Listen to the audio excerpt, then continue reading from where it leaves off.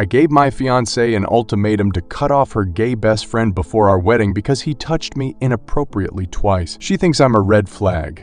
After being evicted from his apartment, my fiancé let Gregory live with us. I went into my room to pack some things to leave, and I heard my wife encouraging Gregory to go talk to me alone in our bedroom. But he wanted to do more than talk. He came in and locked the door. I immediately shouted at him to get out, but he said we were going to be roommates now, so I needed to be nicer.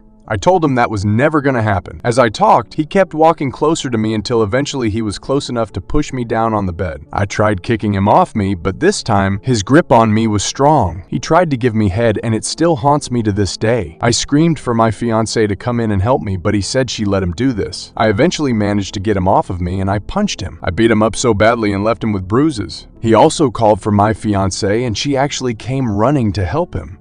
She was banging on the door and yelling at me to stop, but that only angered me more. I'm not going to say I'm proud of beating up Gregory, but he deserved it, and I don't regret it. When he was out cold, I opened the door, and my fiancé was a crying mess. She saw him on the floor and slapped me before running to help him. She screamed that she was going to call the police, but I didn't care.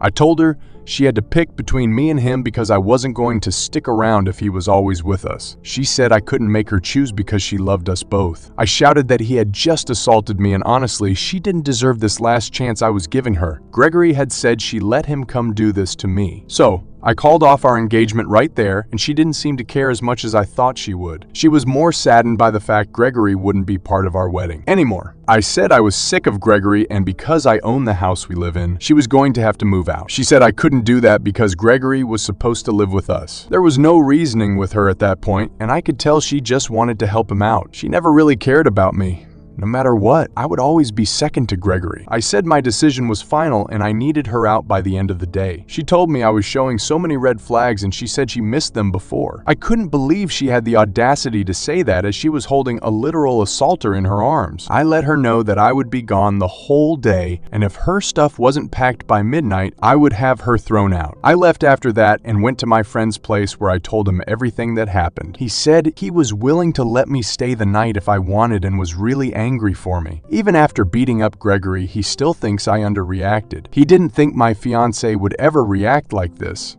He asked if he could call her to tell her off, and I didn't stop him. Mostly because I wanted to see how she would react this time. She answered and went on a whole tangent about how he's friends with an abuser and he shouldn't trust me. He said that was rich coming from someone who was defending a predator. She started calling him a bunch of bad words and mentioned that he deserves to be assaulted for calling Gregory a predator. I cut the call right there, and we kind of just sat in silence. He took one look at me, and I immediately started crying. Whoever this woman was, she's no longer my fiancé or my future bride. She's a horrible person, and that single sentence got rid of any feelings I had for her. I didn't take my friend's offer to sleep at his place because when midnight came around, I went to my house. My fiancé's car was still in the driveway and all the lights were on. The door was unlocked, and when I went inside, nothing had been moved.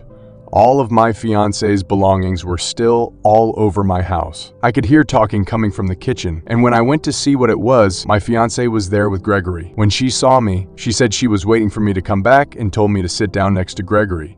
I asked why she was still here, and they both laughed at me. She said there was no way I was serious about kicking her out or calling off our engagement, and she was willing to let my tantrum slide this time. That's when I knew she had lost it. I told her that if she didn't leave right this instant, I was going to call the police. She told me to go ahead because she was just going to tell them that I beat up Gregory. I asked why she was defending him, and she said it was because she loved him. I asked in what way, and she said it didn't matter because at the end of the day, he didn't rope me, so I should just go ahead and forgive him. Gregory agreed with her, and I got the strongest urge to punch him again. But I didn't. Instead, I pulled my phone out and called the police on the spot. My fiancé asked what I was doing, and she looked really worried. I stepped out of the kitchen and ran back to my car. I told the police that there was somebody trespassing on my property and I needed their help. Honestly, I wasn't sure if that was the right move because I had beat up Gregory and he had bruises all over his face. Still, I was willing to risk some jail time if it meant those two would leave my house. The police showed up and I told them that my ex-fiancé was in my house with an intimate assaulter and I feel unsafe in my own home. They went in there, but a police officer told me I couldn't go see what was happening. I was stressing out waiting to see what would happen,